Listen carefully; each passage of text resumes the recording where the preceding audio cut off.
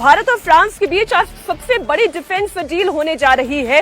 भारत और फ्रांस के बीच 26 Rafale marine fighter jet करार पर आज हस्ताक्षर होंगे।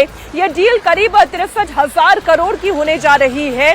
आपको जानकारी दे दें, सभी राफेल विमान आईएनएस विक्रांत से ऑपरेट किए जाएंगे और इस वक्त आईएनएस विक्रांत के साथ ही आईएनएस सूरत इस वक्त अरब सागर में तैनात है। अभी आईएनएस विक्रांत पर MiG-29 तैनात है। राफेल मरीन प्लेन MiG-29 की जगह लेंगे। आज राफेल मरीन विमानों के बेड़े के रखरखाव, लॉजिस्टिक सपोर्ट, पर्सनल ट्रेनिंग और स्वदेशी निर्माण को लेकर भी समझौता किया जाएगा।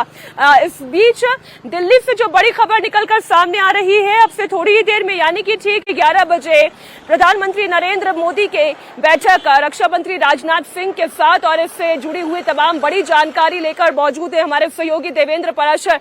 देवेंद्र, पॉलिटिकल कॉरिडोर से क्या खबर निकलकर सामने आ रही है? आज की बैठक में क्या बड़ा फैसला लिया जा सकता है? और पॉलिटिकल कॉरिडोर का नहीं है, डिफेंस कॉरिडोर का पूरी तरह से मामला रहेगा। और इसमें क्योंकि ये आज एक बड़ी चीज़ होनी है कि राफेल एम के साथ डील हो रहा है वीडियो कॉन्फ्रेंसिंग के मार्फत, हालांकि वो डिफेंस सेक्रेटरी के लेवल पे होगा। और कल भी जब रक्षा मंत्री की मुलाकात हुई थी सीडीएस के साथ, उसमें डिफेंस सेक्रेटरी भी मौजूद थे और इसी डील को लेकर बातचीत हुई थी। लेकिन जब प्रधानमंत्री के साथ रक्षा मंत्री की मुलाकात होगी तो समझा जा सकता है कि जो मौजूदा सिनेरियो है पाकिस्तान के साथ जो चल रहा है पहलगाम हमले के बाद, जाहिर तौर पर सिक्योरिटी को लेकर जो भी कंसर्न है या जो भी हमारी तैयारी है, इन सारी चीज़ों पर समझा जा सकता है कि बातचीत तो होगी ही होगी। प्रधानमंत्री रक्षा मंत्री आने से जब वहाँ पे मौजूद रहेंगे तो, और कुल मिलाकर जो मौजूदा माहौल है उसके हिसाब से भारत बहुत रणनीति के तहत आगे बढ़ रहा है कि इसमें कैसे क्या करना है। जैसे अभी थोड़ी देर पहले पाकिस्तान के तरफ से जो यूट्यूब के मार्फत सोशल मीडिया पर पहलगाम हमले के बाद एक तरह से विद्वेष फैलाने की कोशिश की जा रही थी, उसमें ऐसे 16 यूट्यूब चैनल को भारत की सरकार ने बैन किया है। और इससे ये समझा जा सकता है कि चाहे नैरेटिव के मामले पे हो या फिर ग्राउंड पे तैयारी के मामले में सिक्योरिटी कंसर्न को लेके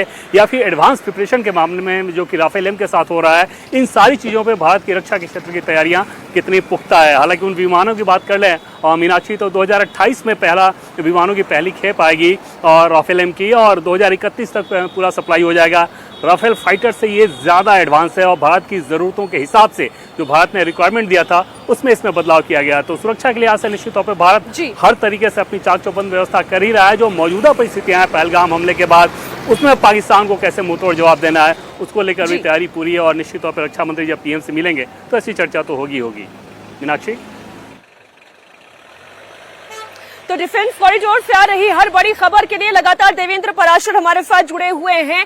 आपको बड़ी जानकारी दे दें, जो अभी हमारे सहयोगी मनीष बता रहे थे कि भारत का राफेल को लेकर ये दूसरा करार है। अभी तक फ्रांस भारत को 36 राफेल फाइटर जेट की खेप दे चुका है, जो भारत की सरहदों पर अपनी गर्जना से ही भारत के दुश्मनों में कपकपी पैदा कर देने के लिए काफी है। 36 राफेल फाइटर प्लेन एयरफोर्स में तैनात हैं और इसके लिए अंबाला और हाशिमारा में एयरफोर्स 2 स्क्वाड्रन बना चुका है।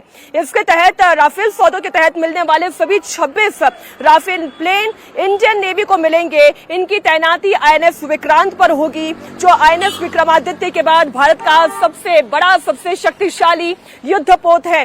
भारत आज जिन राफेल मरीन प्लेन की डील करने जा रहा है वो राफेल फाइटर जेट प्लेन से भी एडवांस और ज्यादा मारक क्षमता रखता है।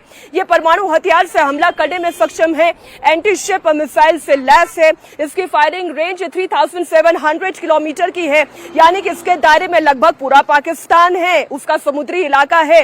राफेल मरीन विमान 52,000 फीट की ऊंचाई तक उड़ान भरने में सक्षम है।